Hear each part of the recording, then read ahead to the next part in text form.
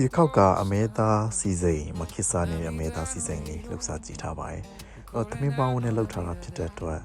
မလွယ်ကူရဲ့နောက်အရသာလေးရှိတယ်တော်တော်လေးလဲနွေးအီလေးနဲ့စားလို့တော်တော်ကောင်းပါတယ်။အလုံးကြီးလေးလိုက်ကြည့်ကြရအောင်။ Let's go အသားနှက်တဲ့ခါမှာထည့်သုံးထားတဲ့အမှုတ်တွေကတော့ဒီထဲမှာဒီခွားကြောင့်မှုတ်ပါတယ်နောက်ဒီစားတိတ်ဖို့အသီးအမှုတ်တွေပါတယ်ငရုတ်ကောင်းအဖြူချက်သွန်ဖြူအမှုတ်ပြီးတော့လို့ရှင်ဒီတိကျဖို့ခောက်အမှုတ်တွေထည့်သုံးတာဖြစ်ပါတယ်ကျွန်တော်တို့အိမ်သားမှာဂိုးမှုစူပါရှိတာဖြစ်တဲ့ဂိုးမှုစူပါနဲ့ဝယ်ထားပါတယ်ဈေးလဲတော်တော်လေးကိုတန်ပါတယ်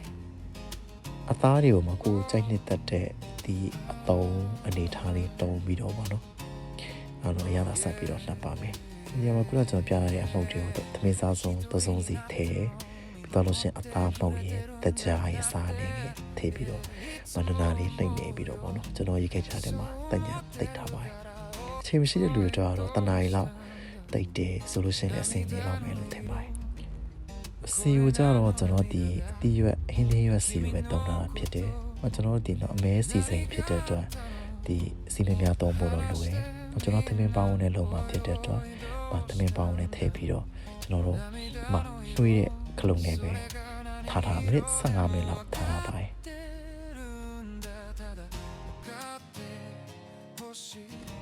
ကျွန်တော်စီယူအပူပေးထားတဲ့အချိန်မှာအသားနှက်ထားတဲ့အသားဒီလိုအနေထားမျိုးဖြစ်နေအဲ့ဒါကိုပဲကျွန်တော်တို့ဒီစီမသုံးမဲနဲ့ဒီတိုင်းပဲကျွန်တော်တို့အိုးထဲမှာထည့်လိုက်ပါမယ်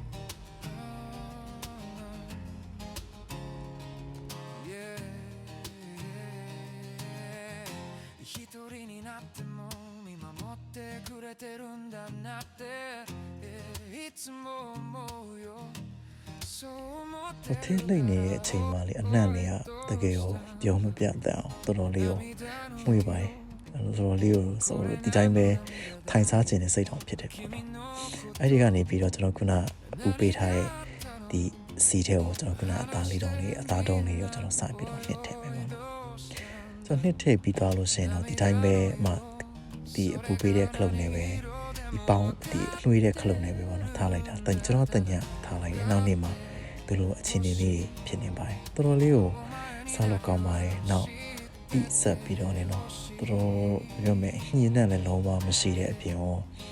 ဒါတော့ကျွန်တော်ဒီဂျပန်ပြည်တွင်းဒီအမေသားတုံးထားတာမဟုတ်ဘူးပေါ့နော်နိုင်ငံခြားလာတဲ့အမေသားကိုတုံးထားတာဖြစ်ပါတယ်တော်တော်လေးကိုဒီဆက်ညံ့ညောပြီးတော့တော်တော်လေးစားလို့ကောင်းပါတယ်